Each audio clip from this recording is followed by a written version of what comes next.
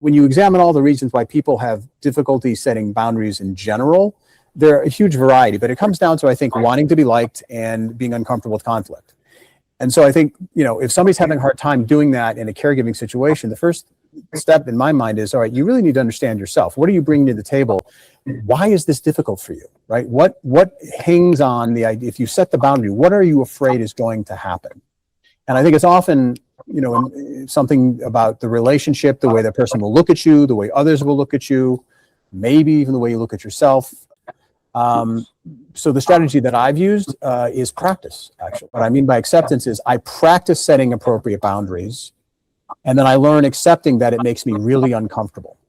I don't think the answer is to wait until setting boundaries becomes comfortable to start doing it, because I think you'll be waiting forever. So I think the first thing is to sort of really set, and I should say, it's often difficult to know whether you feel the boundary you want to set is appropriate or not, because you have so much emotional baggage pushing you not to set it.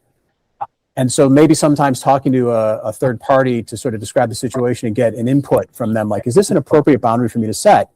Someone who's not emotionally enmeshed in that situation might give you some help in making that judgment call, which I think is one of the first steps. Then it's recognizing, okay, I need to set this boundary, because if I don't, the following consequences are going to result. I have to be honest about those consequences. I'm going to get more and more frustrated. I'm going to become more and more unhappy. I'm going to become more and more, therefore, impaired in my ability to give good care and also enjoy my life, which, by the way, I also deserve to do, enjoy my life.